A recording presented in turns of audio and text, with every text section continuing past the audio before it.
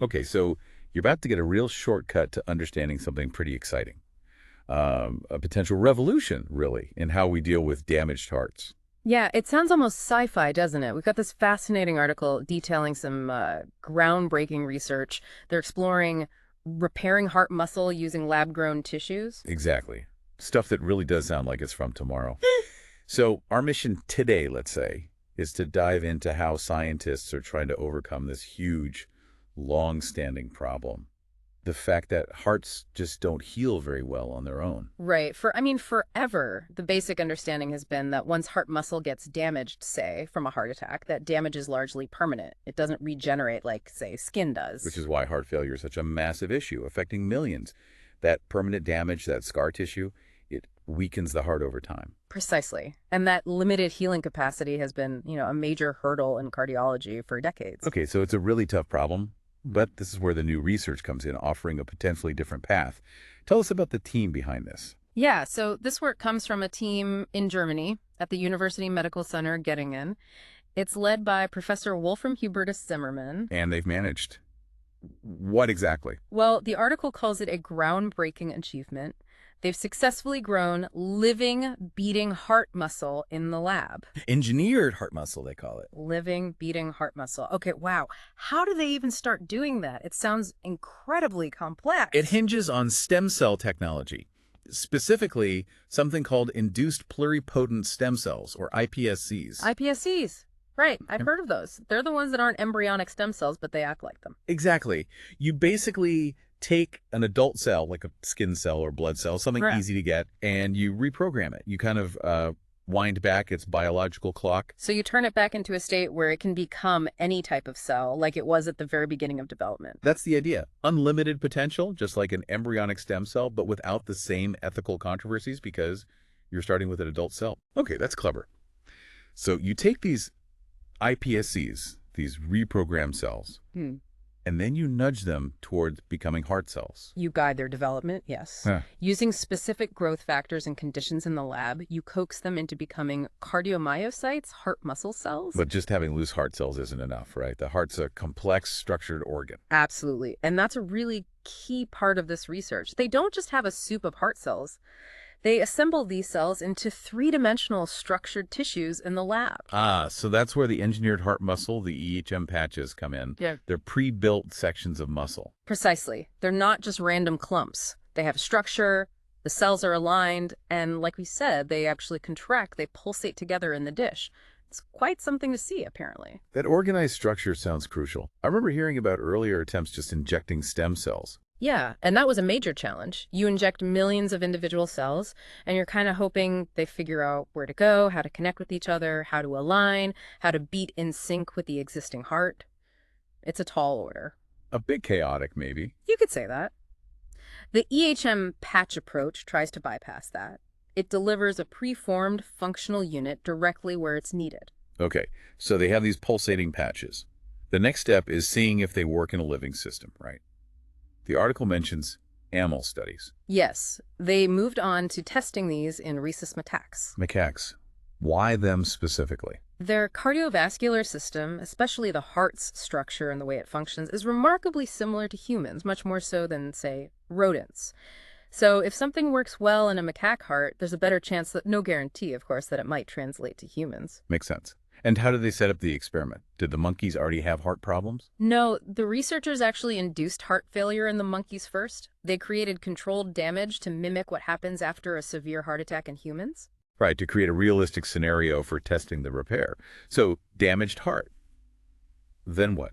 Then they performed surgery to implant these EHM patches directly onto the damaged area of the monkey's hearts, like applying a biological bandage almost. A living bandage. Okay. And what happened? Did the patches help?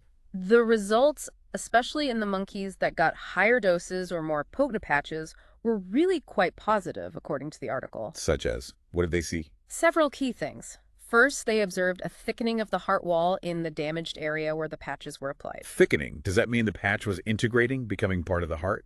That's the interpretation, yes. Yeah. It suggests the patch isn't just sitting there, but adding functional muscle mass, potentially counteracting the thinning and weakening that happens in heart failure. Okay, thicker walls. Did that translate into better heart function? It seems so. The article mentions the hearts became stronger, more resilient, and crucially, the heart's ability to contract and pump blood, the ejection fraction, which is a key measure of heart health, showed significant improvement. That's the bottom line, isn't it? A stronger pump. Absolutely. It's not just about structure. It's about restoring the heart's fundamental job. And did the monkeys' bodies accept these patches? Rejection is always a worry with transplants. That's another really promising finding. They saw evidence of the monkey's own blood vessels growing into the EHM patches. Oh, wow. So the host heart was actually supplying the patch with blood. Exactly. The article uses this really vivid analogy like ivy climbing the ruins of an ancient building. The new tissue wasn't just surviving, it was being integrated, nourished, becoming part of the living organ. That's vital for long-term success. That's a fantastic image. It really paints a picture of integration, not rejection. And was this effect lasting? That's another critical point. They followed these monkeys for 6 months, and Yeah. the patches were still there, still alive, still functional. 6 months is a decent amount of time in this kind of research. It suggests it wasn't just a temporary boost. Right. It points towards the potential for a lasting repair, not just a short-term fix. And based on all this positive data, Let me guess. Human trials. exactly.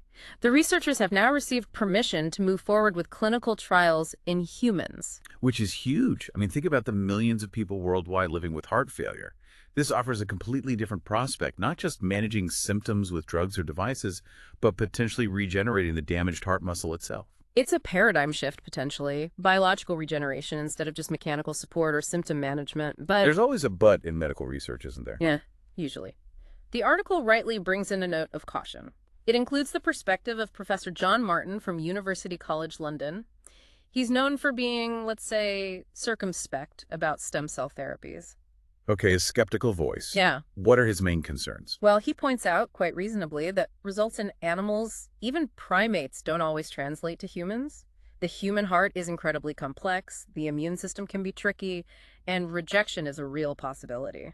And he probably has history in mind. Have there been other attempts at cardiac regeneration that didn't pan out? Oh, definitely. Professor Martin notes the field has seen promising approaches before that ultimately disappointed in human trials. So, managing expectations is important. Cautious optimism is the key phrase here. That's fair. Decades of research, lots of attempts.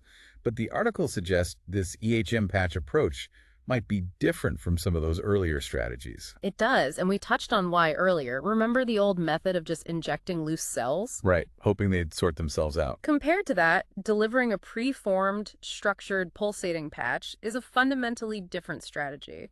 It's providing a functional unit that's already organized. It's less about asking the damaged heart to do the impossible repair job itself, and more about giving it a significant ready-made component. The article called it a lifeline. Exactly. You're providing structure, cellular alignment, and coordinated function right from the start. It's a more direct intervention, less reliance on the host environment to orchestrate everything. Thinking about this, there's something really powerful, almost symbolic, about the idea of mending a broken heart, quite literally. Absolutely. The heart holds so much cultural and emotional weight. The idea that we could genuinely repair it at the biological level using tissues grown in a lab, it feels profound. The article mentions the lab being like a devoted ally to the heart. I like that. Science working directly to rebuild this vital organ. It captures that dedication, doesn't it? But of course, the path ahead isn't simple. Human trials bring a whole new level of complexity.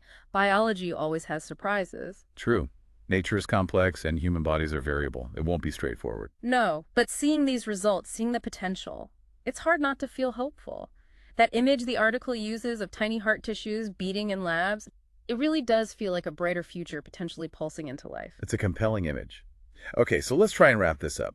The key takeaway here is this significant progress in using lab-grown, engineered heart muscle patches, tested successfully in primates similar to humans. Showing real potential to integrate, strengthen the heart wall, improve function, and crucially persist long term. It's a big step beyond just injecting cells. And it offers hope for actually regenerating heart tissue in heart failure patients, moving beyond just managing the condition. Which leads us to that final thought, that question for you listening. If we're getting closer to engineering patches for the heart, What's next? What other parts of the body, what other organs or tissues might one day be repaired or even replaced using this kind of regenerative technology? Yeah, think about liver disease, kidney failure, spinal cord injury. Where else could engineered tissues make a difference? It really opens up a whole horizon of possibilities, doesn't it? And ethical questions too, I suppose. Definitely. The implications are vast, both medically and societally, but it shows how medical science is constantly evolving, pushing boundaries. A really fascinating area to watch. This has been an incredible deep dive. Thanks for breaking down this complex science. My pleasure. It's truly exciting research. And thanks to you for joining us. We'll keep exploring the knowledge that shapes what's next.